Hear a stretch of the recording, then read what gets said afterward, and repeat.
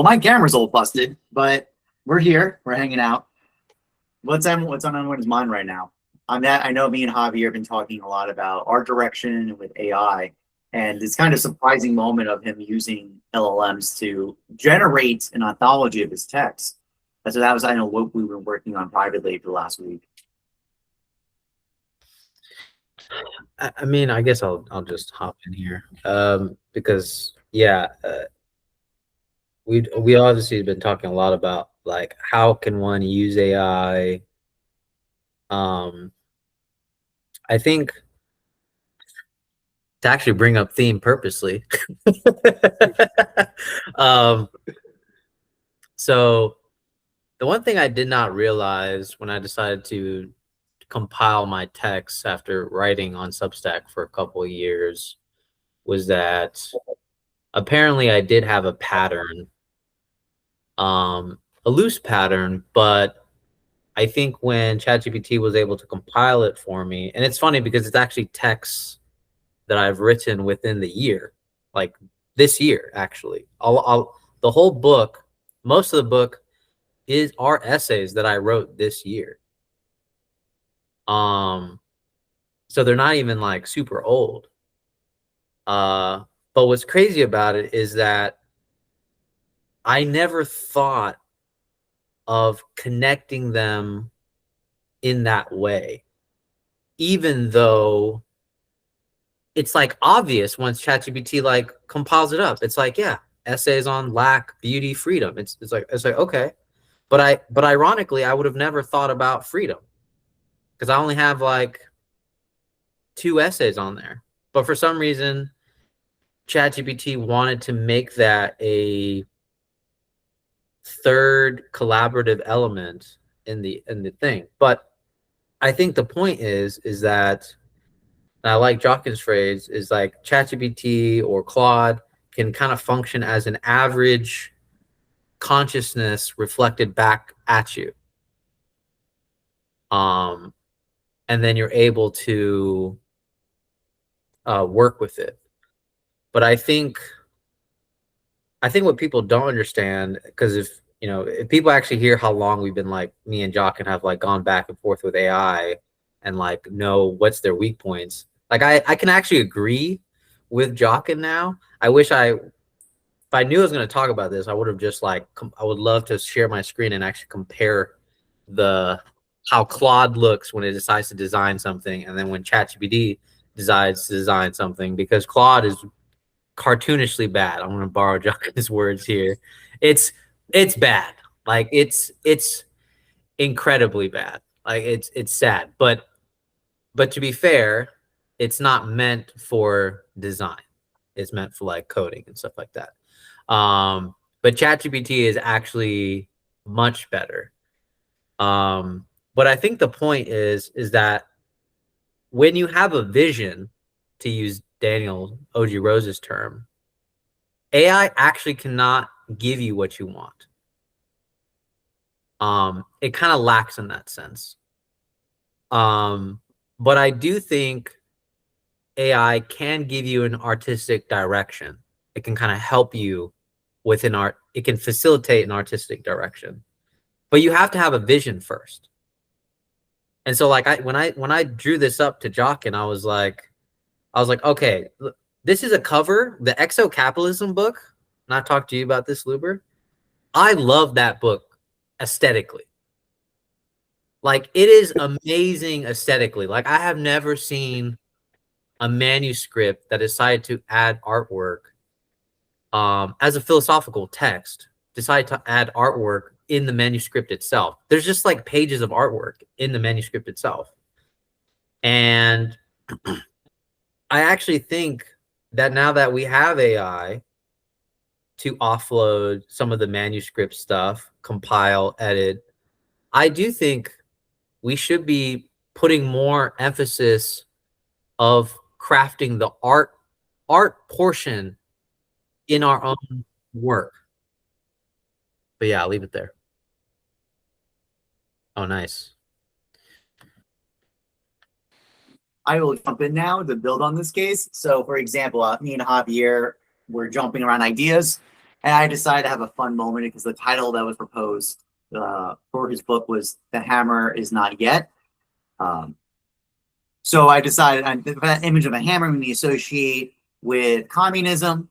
So I did a fun move, and because of Javier's interest in Lacan, I decided I was like, you know what? Let's do some combinatory exploration. And I told Chet, and here's the screenshot where I asked Claude to synthesize these objects together into one form. When I talk about cartoonishly bad, let me scroll down, and here you go. I actually laughed. I laughed when I saw this. Just to let everybody know. Don't worry, designers, you're safe. This kind of combinatory, and this is usually argued. This kind of combinatory synthesis is what's said to be what creativity is, or one mode of it. So don't worry, the machines aren't getting you yet. When it so confidently thought it understood the assignment, versus even my quick, I literally was like, no, like this. Like I just went in and did the interpretation, right? I'm trying to see if it can catch on to what I'm trying to do with it. And he gave me this. Awesome. So this is a great adventure in the limits of LLMs and what they do. Fail actually helps you articulate more what you want. So it actually gets you a operation of friction in a way that one does not expect in its failure. So that was quite fun. And as I said, this is all work. Yeah, this is this one. So I will stop sharing for this part. That's all for me for this moment. Please give me a moment. I can see more screenshots. Maybe next time I have to ask my partners for permission. But basically, so for one of my films, we use Kling. And like, for example, like Tyler, who's the main person using it to generate things, is like you have to have it generate, like when you do one prompt, have it generate like 3 iterations of whatever you're trying to create. And what's really cool about it is that it's actually like really good at some of the harder stuff to do manually in post. So for example, like it's very hard to create light. Like if you didn't shoot it with lighting, you can't really add light in post for like in a movie. But AI Kling is really good at creating light in videos and pictures, etc. So what's the reason I'm bringing this up is because it's interesting that you can even give AI a certain image that's exactly right. Oh, yeah, exactly. Like the one that you gave. And then you put it in and it can't even do that correctly. But then in other capacities, it could do something that you can't even really do manually in post, which is create light in the image. And actually, that's excellent. That's an excellent segue to jump in because I brought this version. I took this, put the text in, and I brought this to ChatGPT now, and I asked it to give up what's called blind embossing. So blind embossing is a print technique with light. So what you do is the material, you edge the surface of the material so that light causes shadow. So it is absolutely a light effect. Plus, and won't let me toggle, so we're gonna have to come down here.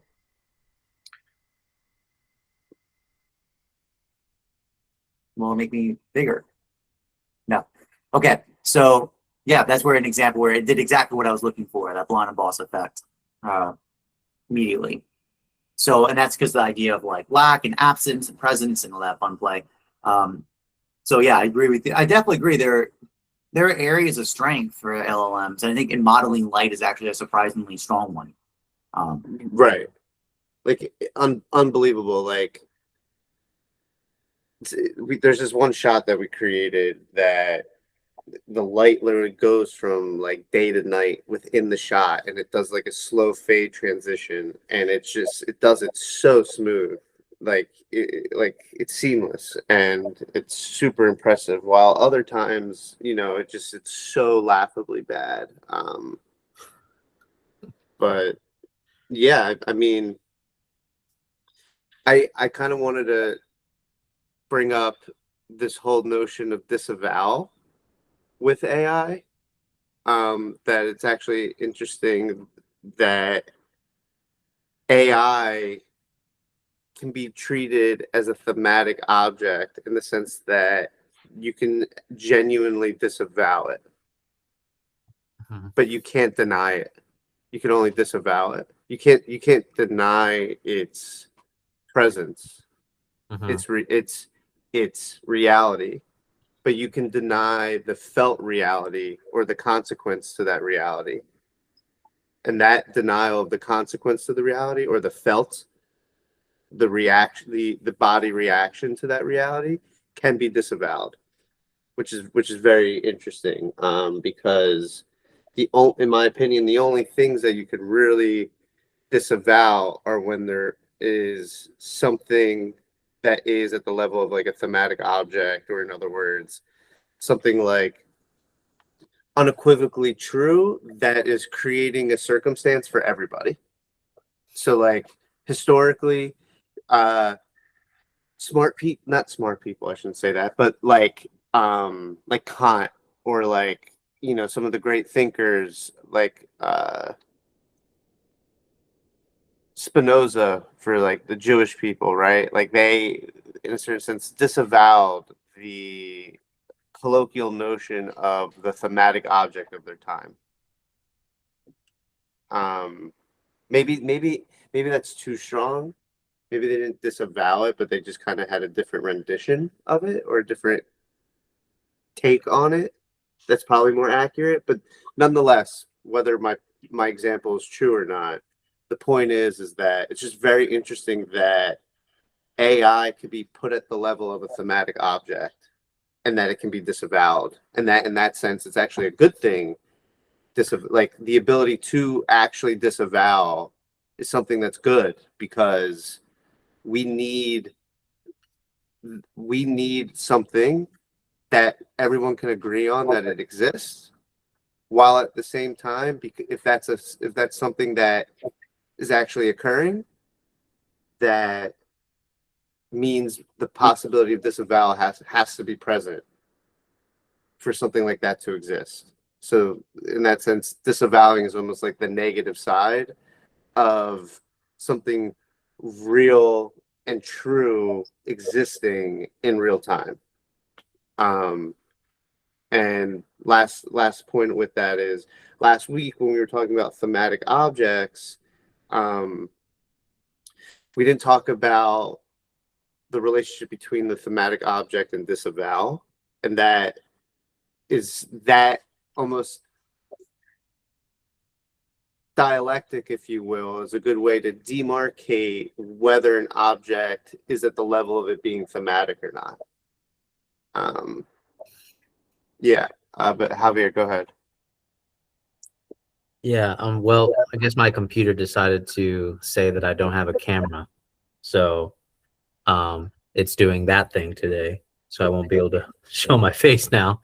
But yeah, so I'm curious what you think about so Zizek keeps making this funny note about AI, about how people use AI to check AI. Like, you know, like it's such a funny, there's something funny there that like Zizek is trying to get at with people using AI to like actually Substack, um apparently Substack is trying to push something like that. Substack is trying to push for a AI checker for posts. And it's funny because it's like, again, it's the Zizek's point of you're using AI to check AI. And some people are like, this is horrible, this is horrendous. you should have humans checking. Now, I don't really have an opinion about this, but I do think what's interesting in relation to this is to show how much of AI is a thematic object. Like this circling, like the fact that you can tautologically circle it back to, I'm going to use AI to check AI. Like that's, I can see why that's attractive for Zizek, because that's a very Hegelian kind of position. As almost to say, I'm against AI, but I'm going to use AI to show how much I'm against AI in my classes. And so I do think this disavowal, I think that's what's funny about the disavowal, because it does seem that the way people are disavowing is by using AI. Because you can't deny it. But the way they're disavowing it in particular is by using it to prevent it or moralize it. But yeah.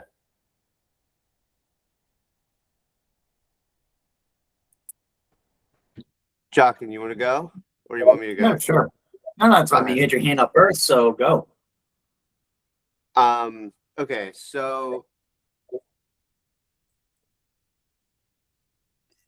what's really interesting about AI, checking AI, is that I feel like it could be analogous to, and you two would know better than me, but like, hundreds of years ago, I don't think everybody was equipped to, like, I forget what it's called, but it's like, Jock, when you're talking about like in Islam, when people are like reading the Quran, and then there's like the experts that kind of read it and like have like their own like interpretation or like their own hermeneutic on it. It's like Jewish people have that too with the I forget what it's called.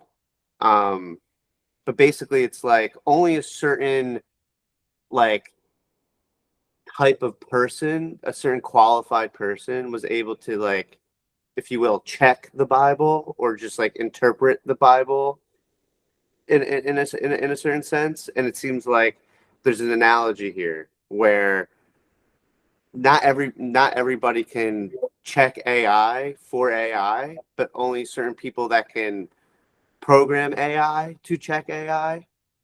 And it seems like when people were trying to understand the Bible as the Bible, like that essentially there was only a certain like caliber qualified person, and it's like there was like a almost like a tautological loop where it's like not everybody can check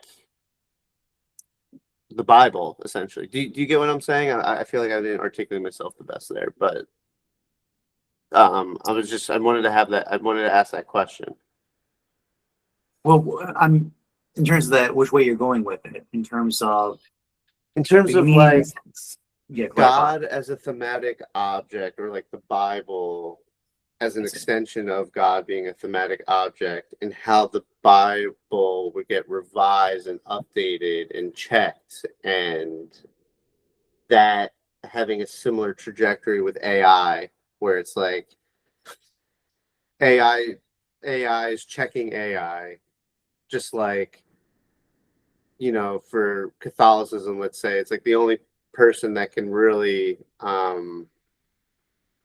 check the Bible is someone that's a priest or something like that. I don't know. Go ahead, Jockin. Well, actually, it's funny you say that, because I just came yesterday from a faculty showcase of how technology is being leveraged in this classroom at university level. It was very rewarding just to see other disciplines explore it. But I will say it absolutely had the flavor of power of those who know, and anxiety of those who, to make sure those who are at a lower position of power cannot leverage AI to bypass their authority. So what I mean is the anxiety when it relates to the AI knowing it's AI is what protocols and steps are these instructors using, and verify that the students are doing the work in the class and it's not being AI plugged in.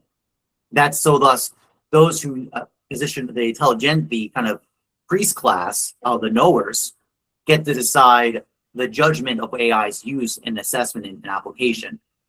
And they kind of anxiety, and that's the thing, it's this kind of game theory enemy warfare of we need to suppress AI so that we can verify the knowledge of these students.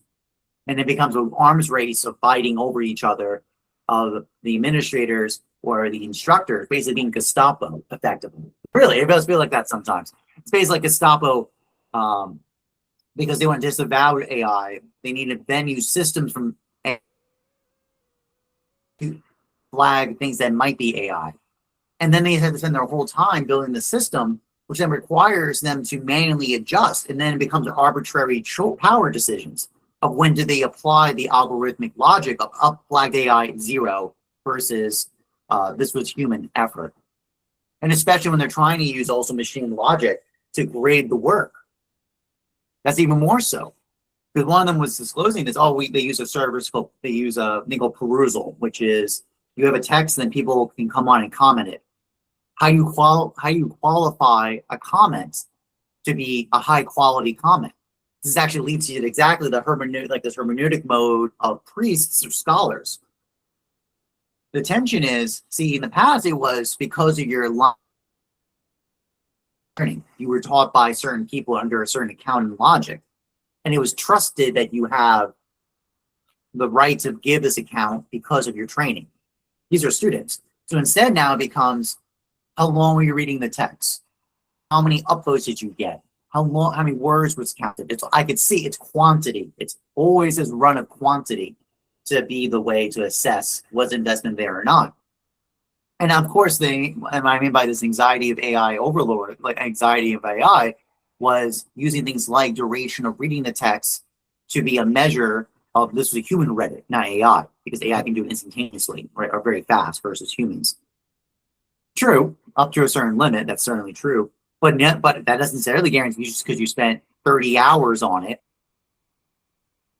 the whole time. Does that necessarily mean that this was a high quality comment? Not necessarily. You see, so there's this constant fighting with technology because the anxiety and disavowal of AI has now approached into the space of knowledge, and let alone even that question.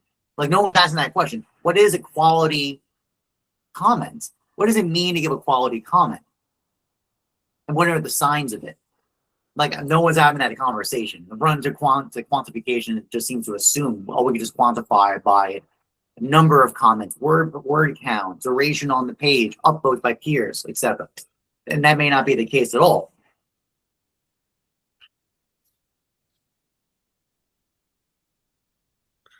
Yeah, I mean, I think the other thing that I'm curious about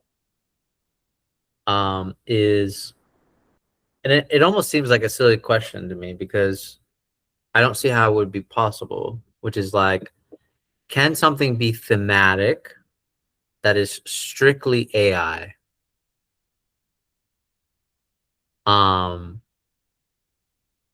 But the reason why I almost feel like that's an impossible answer is because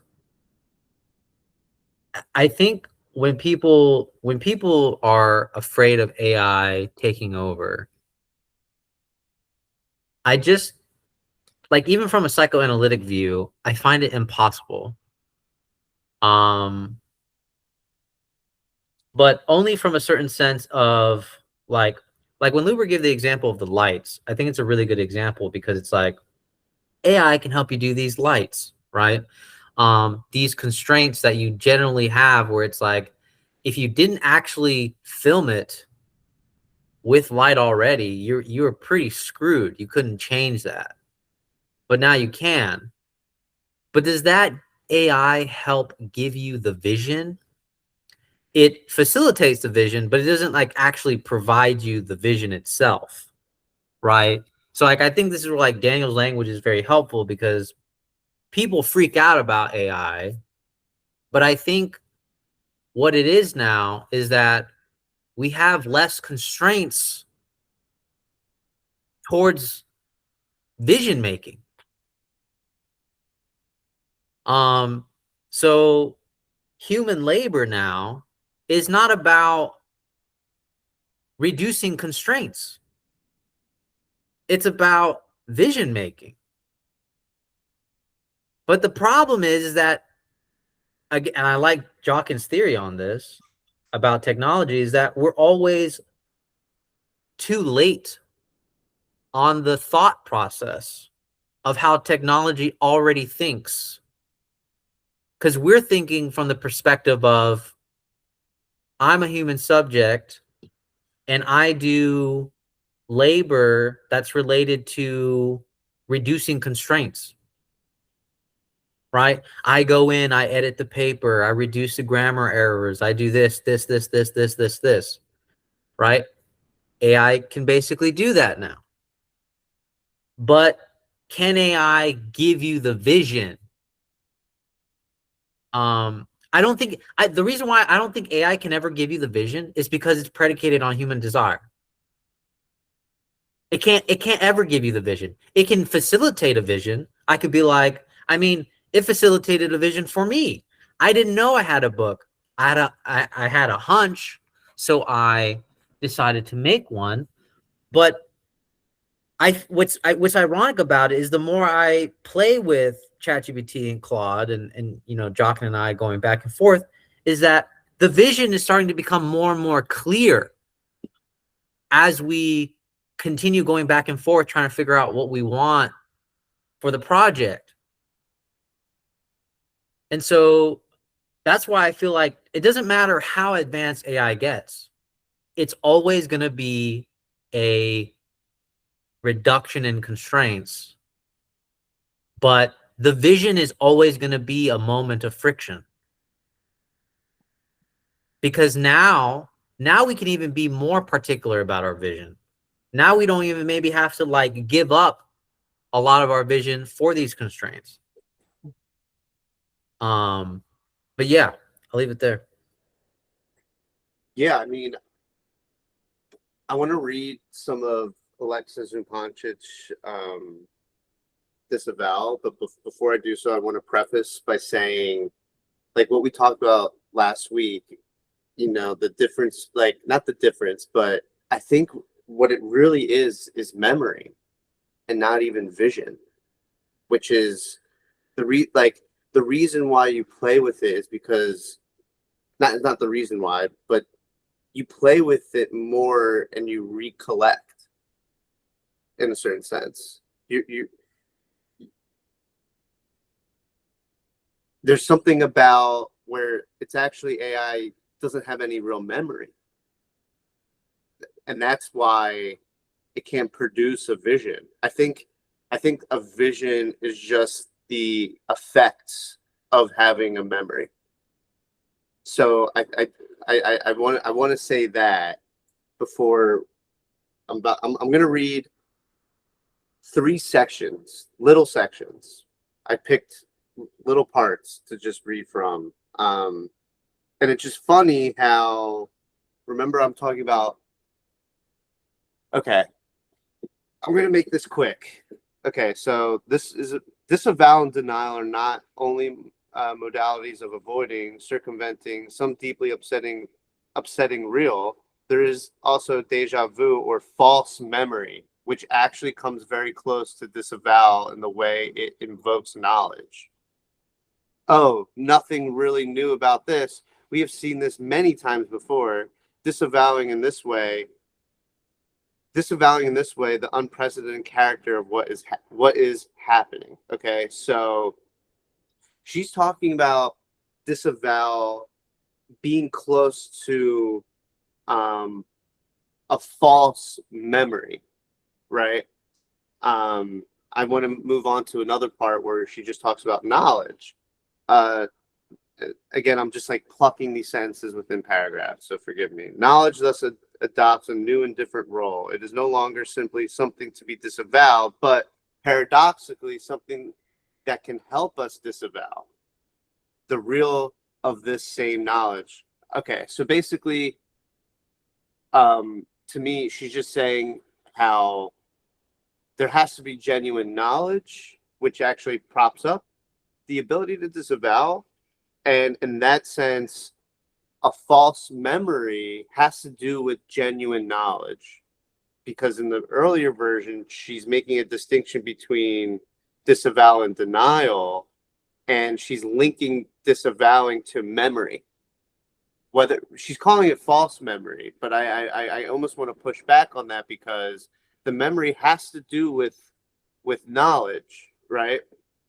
And what's tricky about this is last week we're talking about how history needs memory, but memory doesn't need history. So it's very interesting what knowledge is, if knowledge isn't necessarily something that is historical or has a historicity. So I'm just drawing out a mystery here, because I do think there is a mystery here. And then the last part, which has to do with emancipation, and I'm aware of the time. So, okay, I'm not simply talking about establishing the true or deeper causes of the crisis. A genuine emancipatory struggle is not about establishing the right causality that could ultimately explain away these crises, and neither is psychoanalysis. If there's only one lesson that social struggles can draw from psychoanalysis, it's the following. From Lacan: there are only causes of what does not work, of what stumbles and points to a gap, a leap, a problem. Emancipatory thinking is not about explaining away the gap and making everything look natural. That is the job of ideology. Emancipatory thinking is about identifying and locating this gap in causality, this glitch, this point of decision where responsibility, agency, and yes, politics come into play, and where things could and should have taken a different direction. That last sentence screams counterfactuality to me. And where things could or should have taken different direction. That is, to me, the counterfactual realm.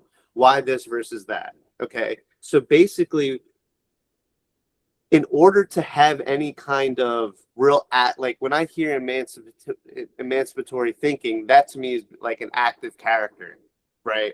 And an active character has to have undertaken knowledge and has memory of that knowledge to the point where they're able to then ask where things could or should have taken different directions. And AI can't do that on its own, because it has no memory. It has knowledge acquisitions, right? It has a whole database, and it also has the ability to own up to being wrong. Oh, I made a mistake. But the human being has to trigger that, because the one thing in the equation that is missing for AI is the memory component. Like it has the ability to acknowledge what coulda, shoulda, woulda been, and it also has the knowledge component to it to some extent, but it does not have the memory. And that's why, and the memory is the glue there. If you don't have the memory, you can't really go from knowledge to counterfactual questions. So my whole point is that disavowal needs memory, and memory seems to have to do with the human subject and this great mystery, I think, because we don't know how to really demarcate where memory comes from. Like we can't actually trace its origin, so we can't really have a grasp of memory. So yeah, I just kind of wanted to say that. I'll pass it to Jochen. Yeah, that's very good, Luber. I think is the dismissal. I think that's a huge part of it. So actually, in the distinct, like I actually think Javier's example of using LLMs to generate the synthesis. Can you go back to the beginning? I'm sorry. Yeah, sure. Thank you. I said, Luber, I think your note about false memory and deja vu, the way that you just summarized in that text, was to me, the disavowal comes from dismissal of something anew from the memory.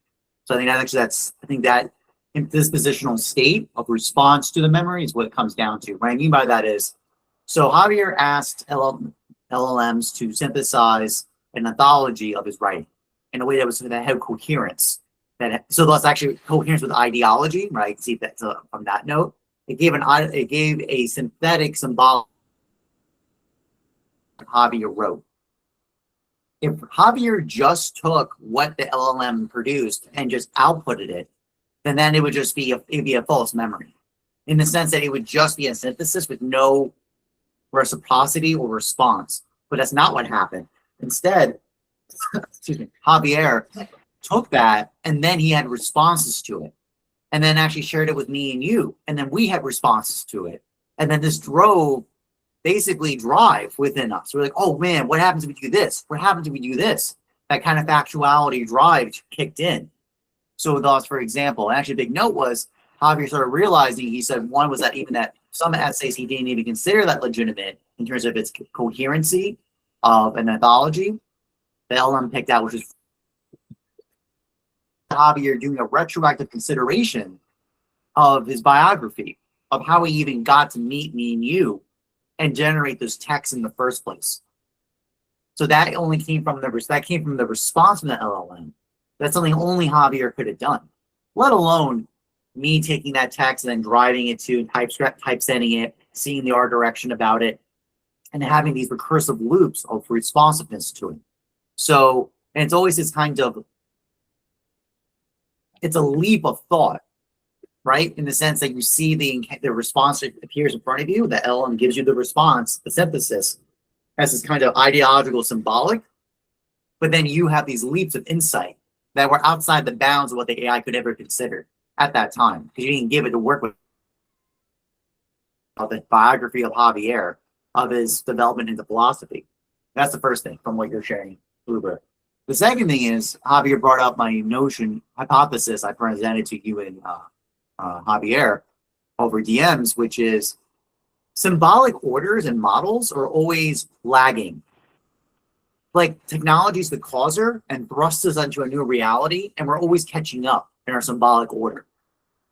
That's it. So first of all, even what that example of Javier's text is an example of it, but even my example, where the example with the teachers, educators, we're already in the AI space of knowledge, but we're just everyone's in the old model of thought what learning and education is.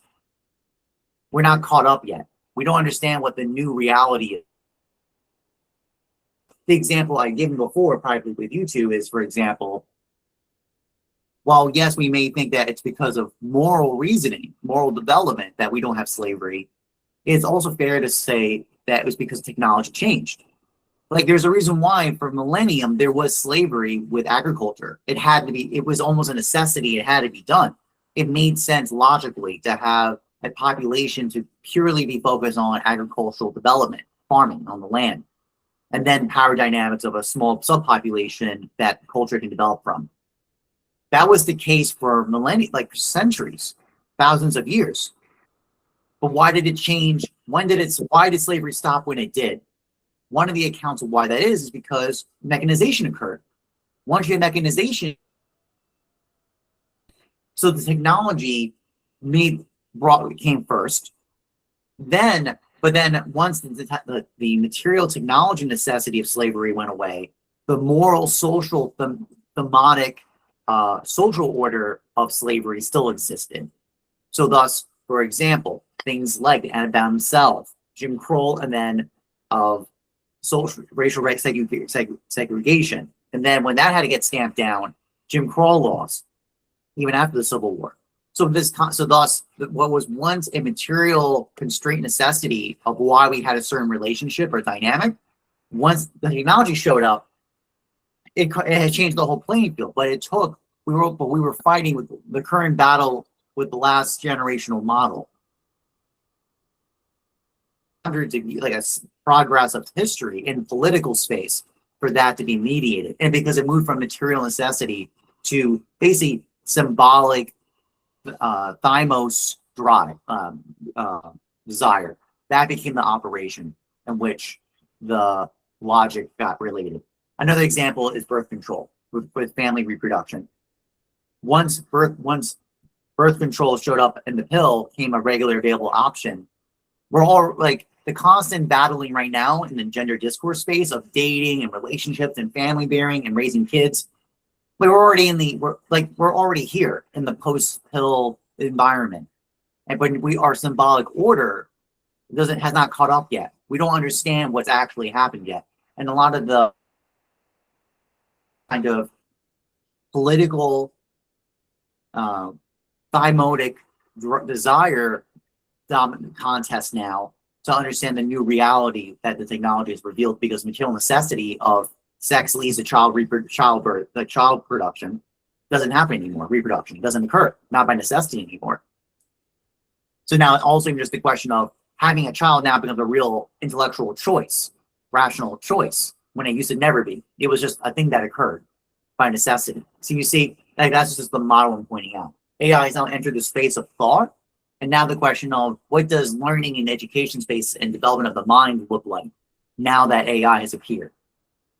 There's constantly, and just like in the education space, it could be disavowal, cutting down technology. It could be where we have returned to class to tradition, basically trad wives, trad family, right? You got that move, or examples of, very frankly, private farms, for example, or agriculture for that aspect too. But anyways, that's just the almost 2 points. Those 2 parts I'm replying back to. Yeah. So, real quick to kind of just, because Zuber, you talked about memory and then like false memory. I think there's a way to link. Like, I think false memory can get you to true memory. I think that's what's ironic about it, because I mean, even my example of, I don't think I had a book. It took the compilation itself. Like, basically my idea of I haven't written enough for a book, or I don't know if I have cohesion enough for a book. If there was no AI, I would have constantly had this memory of like, I don't know. And so, but I think the one part where I definitely disagree with Supanchik is this error move, because I do think the error is what gets us there, but it's the part where they never talk about the end, because they always presume the end is an ideological given. But this is where like ideology and versus vision is like very important. Because I think if you have a true vision, it's going to be riddled with errors. In fact, you probably should even embrace the fact that even pursuing a vision is always an error after another error heading towards that vision. Whereas ideological always wants to basically deny any sense of errors or reduce errors. They think that their model is the vision itself, versus they don't have that distinction. And I wish that distinction was made more often now, because I think that is really our rub with psychoanalysis, that psychoanalysis has been kind of uncreative with their terminology about talking about things. They think that there's only ideology and fantasy. There isn't anything else to talk about, because to talk about anything else in a more positive way is to say that we don't have it's just like we're fooling ourselves essentially. But I don't think vision is a way of fooling yourself. I think vision is a way of understanding that you will be fooled, but you can still pursue something. Let me just say real quick. I know you got to bounce. Yeah. I think it's funny how she talks about false memory, deja vu, and then on literally the next page, she talks about how knowledge is the necessary component for disavowing. So to your point, I think false memory, like when you're pursuing your vision, what's happening when you have an error? It's that the recollection doesn't match the reality. Like what you're trying to remember, what the memory's trying to give you isn't matching the reality, so it's a failure. And what a vision is just the continual process of retrieving the memory. And once the memory is actualized, so to speak, that's when the vision meets the canvas, so to speak. Like I definitely like your point about false memory actually leading to a genuine memory, which at that point you could just construe as a vision, like as the vision. And I think Zupanch is kind of saying that in a way where she's saying that knowledge is necessary. So there is something, like, she doesn't talk about knowledge too much, but like I do think there's something about epistemology and memory that isn't necessarily aligned. But the moment there is a moment of alignment, that's when you have vision. Something like that. But I think that is. Oh, go ahead, Jochen. Yeah, I think the big note about vision too, it's like a leaping. I like this language of leaping. I think it is very important for this, because what happens is you see something, you encounter it, and then you see something beyond it. You go beyond it. You go there, beyond it. You see it before, like basically the thing in front of you. Like, you want to know about what Chupantik is pointing out. She doesn't have lack in there properly, the way we're talking about it. Because when she says the ought, like when she says ought, I hear in that sentence you said, I'm hearing it as the imposition of the projection, like you see something that this might be, and you see through the event to where it might go. Is that orientation to go, I'm not sure exactly what it is, but I just know this is the right move. It's this way. It must be this way. That kind of conditional necessity, I find that's what makes something move from memory, knowledge into vision. Is that aspect of it. It's just a reflectional note for that. I don't know if Javier has any last note before we hop off.